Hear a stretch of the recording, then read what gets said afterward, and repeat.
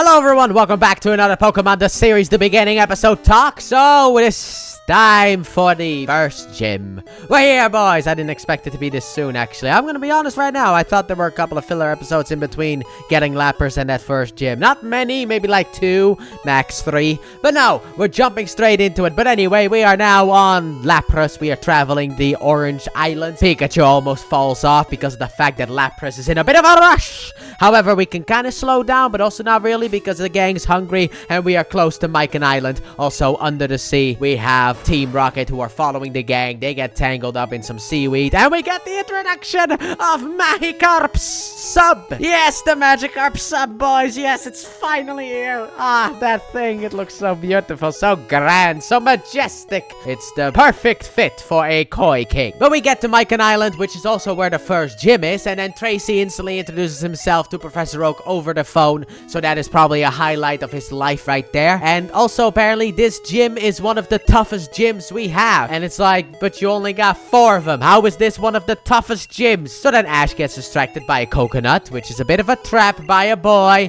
who turns out to be the gym leader's little brother. And the boy wants to fight, but then Sissy shows up, which, God, that name. That name. Oh my gosh, she's such a sissy.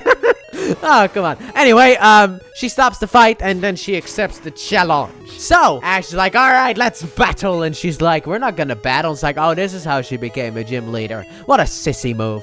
But anyway, yeah, we are not gonna have a gym battle. We are gonna have a shoot-off, boys. She sends out Seadra, Ash sends out Squirtle, and now we gotta shoot some cans. And then afterwards, we gotta shoot some discs. Also, Psyduck plays with the GS ball a little bit, which is, a little gag. But anyway, we start shooting and shooting. We're overall neck in that sense. Everybody's got the same points until the final disc gets shot and they hit it at the same time, meaning it's a tie. And this is technically the gym battle. So now we need plan B. Don't worry about that. We got that back up with a race, boys. Yes, indeed. We're gonna see who becomes the fastest racist in this battle. But first, we have a little bit of a Team Rocket interruption where they steal Blastoise, and also we get a heartwarming story about James, how he had to go outside in order to untangle the seaweed and all that stuff. But basically, they steal Blastoise, they go down to the bottom, but seaweed is back for revenge. So they don't really have anywhere to go. They go outside in order to push, but then Blastoise just like, look, man, I'm a water type Pokemon. I live in this kind of place. I'm just gonna go back. So he decides to just go back, and then afterwards, Team Rocket get blasted off. So goodbye. Now it's time for racist, boys.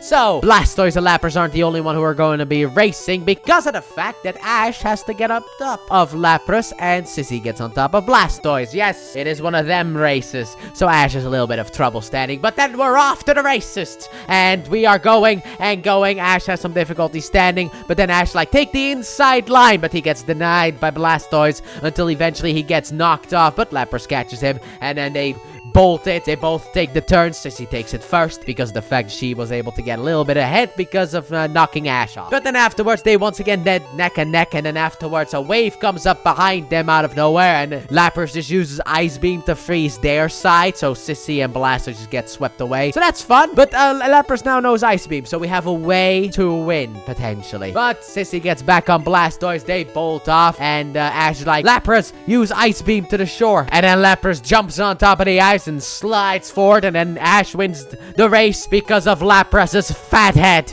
That is literally it. The head, like, because of, well, actually, maybe it's just because of the long neck. Let's say that one, okay? It's because of that long neck is how Ash is able to win. But he wins. He gets the Coral Eye badge, and now it's back on the road again. And it turns out Tracy is not just a Pokemon watcher because he is also a women watcher. Understandable. But there you go. Done. We got the first badge already off the board, baby. Yes, indeed. Super happy that we got that first gym off the board. I like to say that I very much like this. I liked the battle in a way, the lack of battle, but the creativity, let's say that. I like how creative this was with the can shooting and also disc shooting, and then afterwards we had the race. Yes, Team Rocket interrupted, but who cares? But we had a very good race. The fact that Ash thought of using Ice Beam in order to be able to win after Lapras demonstrated Ice Beam was actually a really cool thing, so I am a big fan of this. So let me know what you guys thought about this episode in the comment section down below. With that being said, thank you all so very much for watching, and I hope you guys have enjoyed. And if you did, please like button, subscribe if you're new, if that's already. Turn on notifications. Don't forget, check out the Let's Play channel, link in the description and at the end of the video. And from this point onwards, we are going to be going into a little bit of filler town because I kind of looked a little bit ahead. And